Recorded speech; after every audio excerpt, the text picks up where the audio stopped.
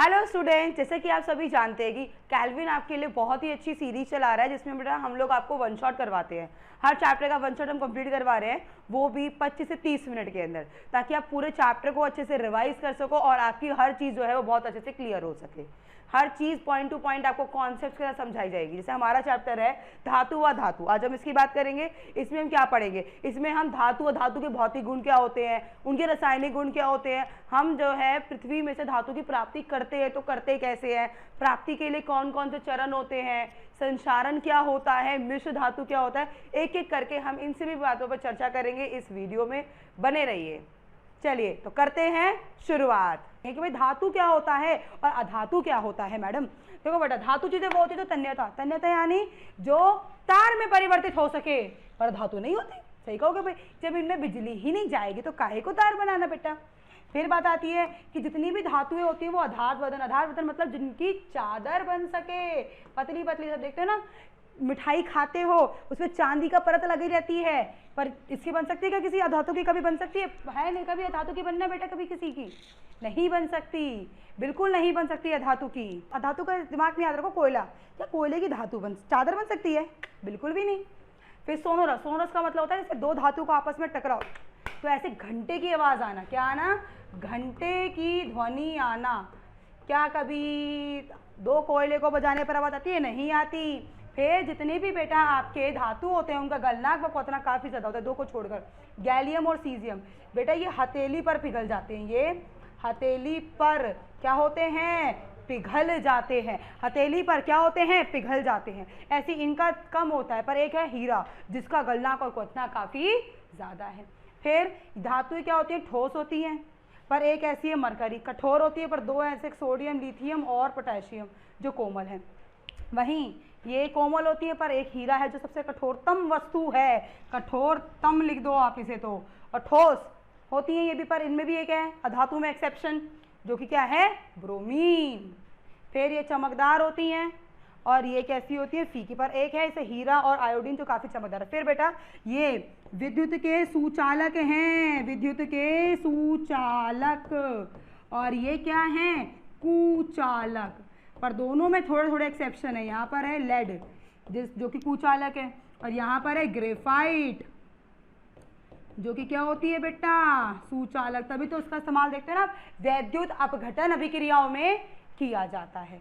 फिर है भाई धातु के कुछ रासायनिक गुण और अधातु के भी। देखो बेटा, रासायनिक गुण में धातु और ऑक्सीजन को अगर मिलाते हो तो क्या बनता है? धात्विक ऑक्साइड बनता है। क्या बनता है? धात्विक ऑक्साइड। जैसे बना के दिखाया हमने सोडियम का। और ये धात्विक ऑक्साइड की प्रकृति होती है क्षारकीय। अगर क्षारकीय है तो आप सभी जानते हैं कि अम्ल से अभिक्रिया करेगा, ठीक है जी। पर दो धातुएं याद रखनी है, दो का नाम याद रखना है, एक एल्यूमिनियम और एक जिंक ऑक्साइड। ये दोनों उभयधर्मी है। उभयधर्मी मतलब क्या होता था? बिल्कुल, जो कि अम्ल व क्षारक दोनों से अभिक्रिया कर ले, जो अम्ल व क्षारक दोनों से क्या कर ले? अभिक्रिया कर ले। फिर अगर धातु को जल में मिलाए तो धातु हाइड्रोक्साइड बनता है और हाइड्रोजन गैस बाहर निकलती है। जैसे सोडियम और पोटेशियम बहुत ज्यादा अभिक्रियाशील है, ये बन रहा है। साथ में जो हाइड्रोजन है ये क्या करता है? ये आग पकड़ लेता है, क्योंकि यहाँ से इतनी ज्यादा ऊष्मा निकलती है कि जो हाइड्रोजन है उसका तापमान आ जाता है ज्वलन पर तापमान। फिर कैल्शियम की करो साधारण अभिक्रिया होगी, मैग्नीशियम की साधारण जल से अभिक्रिया नहीं होती, गर्म से करते हैं, ये बनेगा। फिर एल्यूमिनियम, आयरन और जिंक, इन तीनों की अभिक्रिया भाप से होगी, वरना नहीं। क्योंकि बेटा देखो यहाँ पर आपकी ये अभिक्रियाशील श्रेणी है, इस श्रेणी के आधार पर ही हमने किया है। जो इस श्रेणी में ऊपर की ओर आ रहे हैं, जो भी इस श्रेणी में यहाँ पर ऊपर की ओर आ रहे हैं वो यहाँ पर अभिक्रिया कर रहे हैं, और जो नीचे की ओर आ रहे हैं वो अभिक्रिया नहीं कर सकते। इसलिए पता है यहाँ से एक प्रश्न बनता है कि जो बड़े बड़े बॉयलर होते हैं ना फैक्ट्रियों में, उन फैक्ट्रियों में जो बड़े बड़े क्या हैं? बॉयलर हैं, उसमें क्या होता है बेटा? उनको लोहे की जगह कॉपर का बनाया जाता है। क्यों? वैसे तो बहुत महंगी आती है कॉपर, तांबा बहुत महंगा आता है। क्यों बनाते हैं उसका? क्योंकि बेटा हमें पता है कि जो आयरन है वो एक समय पर आके लोहा अभिक्रिया करेगा, जंग लगेगा, पर कॉपर तो कभी अभिक्रिया करेगा नहीं बेटा। इनके अलावा मतलब जिंक के नीचे कोई भी जल से अभिक्रिया नहीं करेगा, जिंक बोल रही सॉरी, आयरन के बाद कोई भी नीचे अभिक्रिया नहीं करेगा। फिर धातु की अगर अम्ल से करते तो आपकी पार्ट 2 वाली है बिल्कुल भाई, कि भाई लवण और H2 गैस, यहाँ पे बना के दिखाया मैंने।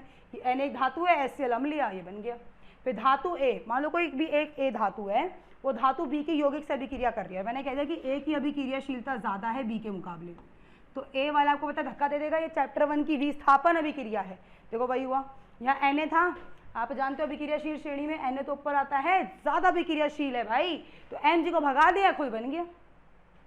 फिर अगर अधातु की ऑक्सीजन से करवाते हो तो अधात्विक ऑक्साइड बनता है, जो कि कैसा होता है, अम्लीय। अगर ये अम्लीय है तो किससे अभिक्रिया करेंगे, डैश। आप लिखकर बताओगे मुझे, ये आपका है, आप मुझे कमेंट करके बताओगे कि यहाँ पर क्या आना चाहिए। फिर आगे हमने कि भाई अगर मान लो एक धातु है, दूसरा अधातु है, अगर हम दोनों की अभिक्रिया करते तो क्या बनेगा, तो बनते हैं बेटा आयनिक यौगिक। क्या बनते हैं, आयनिक यौगिक। क्या बनते हैं, आयनिक यौगिक। अब जो धातु होती है वो अपना इलेक्ट्रॉन दान करते हैं, जैसे सोडियम था, 2 8 1 होते हैं, आखिरी में हमेशा बेटा ये इलेक्ट्रॉन डॉट स्ट्रक्चर जो हम बनाते हैं, संरचना जो ये बनाते हैं, इसमें हमेशा आखिरी कक्ष वाले इलेक्ट्रॉन दिखाते हैं। सोडियम का 1 है तो देखो मैंने 1 दिखाया, क्लोरीन में 7 है तो मैंने कितने दिखाए, 7। क्लोरीन को 1 चाहिए, सोडियम को 1 देना है तो दे दिया भाई इधर। देखो सोडियम का दे दिया तो इसमें +1 आ गया, क्लोरीन के पास 7 थे, 1 और आ गया, -1 चल गया। तो ऐसे इन दोनों के बीच में एक बद बन जाता है, इस बद को कहते हैं बेटा आयनिक बद। क्या बोलते हैं, आयनिक बद। और ये आयनिक बद जो बनता है बेटा, यहाँ पर बहुत ज़्यादा मजबूत आकर्षण बल होता है, बहुत ज़्यादा मजबूत क्या होता है, आकर्षण बल। प्लस और माइनस के बीच में आकर्षण बल है, वो भी काफ़ी ज़्यादा मजबूत आकर्षण बल है। तो इस आकर्षण बल से क्या होता है, ये चीज़ें ठोस हो जाती हैं और कठोर हो जाती हैं, इनका गलना क्वथनांक बढ़ जाता है, जल में घुलती हैं ये, और अकार्बनिक वस्तु जैसे कि पेट्रोल डीजल में नहीं घुलती। फिर पिघली अवस्था में या जलीय अवस्था में अगर ऐसे मान लो सोडियम क्लोराइड है, जल में डालोगे तो आपको पता है Na+ और Cl- में परिवर्तित हो जाता है। मुक्त आयन, ध्यान रखो कभी भी कोई भी आपसे पूछे भाई ये विद्युत का सुचालक है तो क्यों है, क्योंकि उसके पास अगर वो द्रव है तो कहते हैं ना कि भाई मुक्त आयन है, और अगर वो ठोस है तो कहते हैं ना कि मुक्त इलेक्ट्रॉन है। तो यहाँ पे मुक्त आयन है तो विद्युत के क्या बन जाएंगे, ये सुचालक। ठोस में नहीं है, ठोस में नहीं है तो ठोस में नहीं करते, साधारण बात। फिर है बेटा धातु की प्राप्ति। अब हमें पृथ्वी में से धातुएं मिलती कैसे हैं, तो धातु की प्राप्ति के लिए 3 आपको परिभाषा पता होनी चाहिए। भाई खनिज, खनिज क्या होता है, जो भी चीज़ आप पृथ्वी में से खुदाई करके निकालते हो वो आपका खनिज है। मान लो आपने निकाला पूरा, क्या है, खनिज। अब इस खनिज में धातु है, आपको चाहिए एल्यूमिनियम। अब एल्यूमिनियम है, पर इस वाले भाग में एल्यूमिनियम मिलने की संभावना सबसे ज़्यादा है। तो खनिज का वह भाग जिसमें धातु की संभावना सबसे ज़्यादा है उसे कहते हैं अयस्क। तो इतने भाग को लेंगे, और इस अयस्क में जितनी भी अशुद्धियाँ होंगी, अशुद्धियाँ, उसे कहते हैं गैंग। क्या कहते हैं, गैंग, बिल्कुल सही। अब कैसे प्राप्त करते हैं, तो 3 चरणों में। पहला होता है अयस्क की आर्द्रता। अयस्क की आर्द्रता का मतलब होता है अयस्क से गैंग को अलग करना, अयस्क से गैंग को क्या करना, अलग करना। अब मैम क्या होगी गैंग, तो बेटा गैंग धूल मिट्टी कंकड़ कोई और धातु कुछ भी हो सकता है। तो मान लो धूल मिट्टी है तो आपने निकाला अयस्क, धूल मिट्टी है पानी से धो दिया, मतलब पहला काम कर दिया आपने अयस्क की आर्द्रता।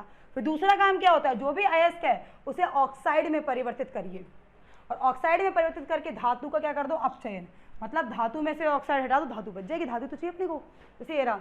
सबसे पहले अब इसके लिए अलग अलग होता है, निम्न अभिक्रियाशील के लिए अलग तरीका है, उच्च अभिक्रियाशील के लिए अलग है, और मध्य के लिए अलग है। अब कौन है उच्च और कौन है निम्न, तो बेटा ये दोनों उच्च अभिक्रियाशील है। फिर यहाँ से यहाँ ये मध्य अभिक्रियाशील है और ये निम्न अभिक्रियाशील है। तो अभी हम निम्न की बात कर रहे हैं। निम्न में एक का बताऊंगी, सबका एक जैसा है। जैसे कि यहाँ पर मैंने बता दिया किसका, Hg का, Hg2S, इसे अमलगम कहते हैं। अच्छा नहीं सॉरी, सिनेवार, सॉरी बेटा, सॉरी सिनेवार, Hg2S। इसका ऑक्सीजन के साथ करवाया क्योंकि हमें ऑक्साइड बनाना है भाई। कोई भी है इसको कैसा भी हो, सल्फाइड, कार्बोनेट, हाइड्रोक्साइड या ऑक्साइड, ऑक्साइड में बनाना, बना लिया ऑक्साइड और H2 बाहर। अब इस ऑक्साइड को ऊष्मा दी, तापन करा, Hg बच गया और ये द्रव्य बन जाता है और ऑक्सीजन बाहर, मिल गई हमें धातु। ऐसी कॉपर का है, कॉपर नहीं, देखो बेटा यहाँ पर ना कॉपर +1 दिखा रहा है तो इसे क्यूप्रस बोलेंगे, क्यूप्रस सल्फाइड। ऑक्सीजन डाला, क्यूप्रस ऑक्साइड। पर बेटा कितना ही ऑक्सीजन डाल लो, थोड़ा बहुत क्यूप्रस सल्फाइड बच जाता है। तो हम क्या करते हैं, बना हुआ क्यूप्रस ऑक्साइड और बचा हुआ क्यूप्रस सल्फाइड दोनों को मिलाते तो कॉपर बनता है और SO3 बाहर निकल जाती है, मिल गया आपको धातु। पर जो धातुएं मिली शुद्ध नहीं है बेटा, इसे तीसरी प्रक्रिया भी करेंगे हम अभी, पर पहले भी देखो। फिर मध्य अभिक्रियाशील, जो बीच वाली थी उसमें से मैंने एक जिंक को उठाया। अब बीच वाली के लिए 2 प्रक्रियाएं भैया, एक तो है निस्थापन, दूसरी है भर्जन। सबसे पहली बात ध्यान रखना, निस्थापन कब लगेगी, अगर आपका मध्य अभिक्रियाशील की धातुएं का जो अयस्क है वो कार्बन है तो निस्थापन, सल्फाइड है तो भर्जन। ध्यान रखना इतने बात, ठीक है जी, और ये इंपॉर्टेंट है बेटा, ये इंपॉर्टेंट है, यहाँ से प्रश्न बनता है। निस्थापन और भर्जन क्या है, कैसा नहीं, इसके लिए प्रश्न बनेगा, ध्यान रखेंगे। तो निस्थापन में क्या करते हैं, जो कार्बोनेट वाले का होता है उसको हम हीट करते हैं, कहाँ पर, वायु की अनुपस्थिति लिख देते हैं बेटा आपकी बुक में, वायु की अनुपस्थिति, मतलब वहाँ जहाँ पे वायु ना के बराबर हो, क्योंकि हमें नहीं चाहिए वायु, हमारे पास ऑक्सीजन है पहले से फॉर्मूले में। तो यहाँ से CO2 बाहर निकलती है, ZNO बन गया। फिर कार्बन डाल दो, क्यों, क्योंकि कार्बन का ऑक्सीजन बहुत पुराना प्यार है, पहला प्यार है, तो वो खींच लेगा और जिंक बच जाएगा। ऐसे यहाँ पर यहाँ पर हमारे पास ऑक्सीजन नहीं है, तो हम इसको वहाँ करेंगे, ऊष्मा देंगे, ईटतापन करेंगे जहाँ ऑक्सीजन हो। तो ये काम कहाँ हो रहा है, ये काम होता है वायु की उपस्थिति में, वायु की उपस्थिति में बनता है जिंक, और ये बाहर फिर वही जिंक ऑक्साइड है, कार्बन डाल दो, प्यार अपना ऑक्सीजन छीन लेगा, हो गया खत्म। अब जो उच्च अभिक्रियाशील श्रेणी होती है बेटा, वो करती हैं वैद्युत अपघटन। क्या करती हैं वो, वैद्युतीकरण करती हैं। वैद्युतीकरण में क्या है बेटा, जैसे सोडियम क्लोराइड था अपने पास, डाल दिया हमने, आप जानते हो ये टूटकर Na+ और Cl- बनाएगा। अब कैथोड क्या होती है, माइनस वाली, एनोड क्या होती है, प्लस वाली।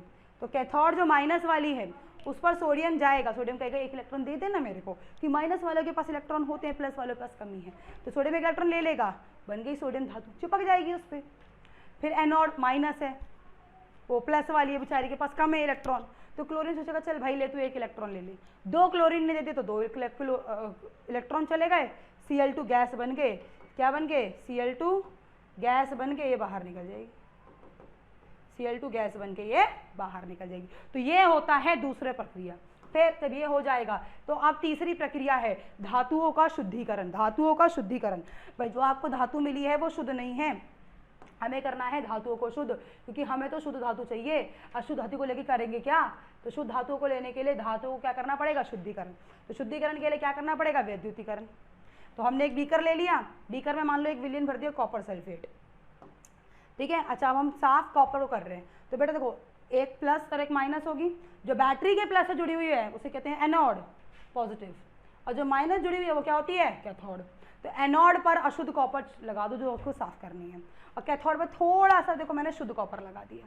अब होगा क्या, जब अभिक्रिया चालू होगी तो जो कॉपर सल्फेट है ये विद्युत की वजह से अपघटित होकर क्या बनेगा, कॉपर +2 और SO4 -2, कॉपर +2 SO4 -2, जिसमें से जो कॉपर +2 है, प्लस वाला या माइनस वाला, इसके ऊपर जाके चिपकने लगेगा, ये रहा, जिससे चिपकने लगेगा। पर बेटा जी सल्फेट यहाँ नहीं जा सकता क्योंकि यहाँ पहले ही कॉपर चिपकी पड़ी है, तो कुछ समय पश्चात यहाँ से कॉपर खत्म होने लगेगा, यहाँ से कॉपर विलियन में से कॉपर कम होने लगेगा।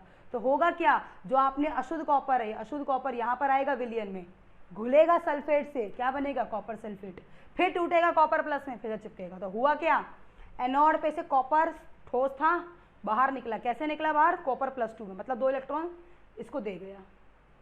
कैथोड पर क्या हुआ, कॉपर +2 गया, 2 इलेक्ट्रॉन दिए इसने, कॉपर ठोस बना के अपने ऊपर क्या कर लिया, जमा लिया। तो ये बात ध्यान रखनी है अपने।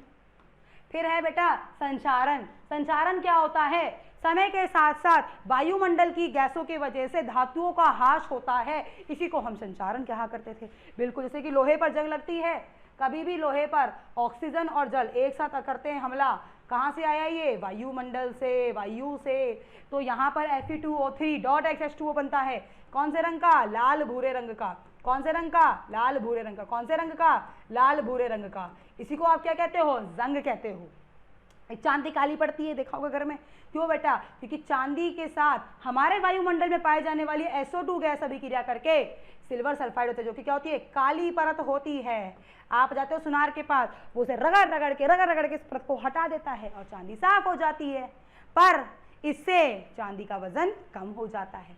फिर तांबा आपका हरा पड़ता है, क्योंकि तांबे के साथ वातावरण किसे, CO2 अभिक्रिया करके कॉपर कार्बोनेट बनाता है, जो कि एक हरे रंग का पदार्थ होता है। ठीक, इन सब का बचाव क्या है भाई, पेंट लगाना, तेल लगाना, वायु से दूर रखना, वो सब है इनका। फिर है बेटा एक चीज इस पाठ में जो मेन है वो है उपधातु। उपधातु, इनसे प्रश्न बनता है बेटा, यहाँ से उपधातु से प्रश्न बन जाता है, और यहाँ से बन जाता है कि भाई चांदी का काला पड़ना, चांदी पर काली पड़ने के लिए कौन सी परत चढ़ती है, परत का नाम बताओ। तो ये सब क्वेश्चन ऐसे यहाँ पे बन जाते हैं। फिर अगर हम उपधातु की बात करें तो उपधातु में क्या होता है, क्या होती है उपधातु? मान लो आपके पास दो अलग अलग धातु है, आपने उन दोनों धातु को पिघलाकर अच्छे से मिला दिया। अच्छे से मिलाने वाला मतलब सम्मागी मिश्रण बना दिया। सम्मागी मिश्रण क्या हुआ करता था? जिसमें आप अलग अलग तत्वों को पहचान नहीं सकते। जैसे एक बार जल में नमक घोल दिया तो क्या जल और नमक के अणु अलग दिख रहे हैं? नहीं दिख रहे। तो धातु या धातु को मिला दो या धातु अधातु को भी मिलाया जाता है, इसे सम्मागी। जैसे पीतल है, पीतल कैसे बनती है? कॉपर और जिंक को मिलाकर। कांसे कैसे बनता है? कॉपर और टिन को मिलाकर।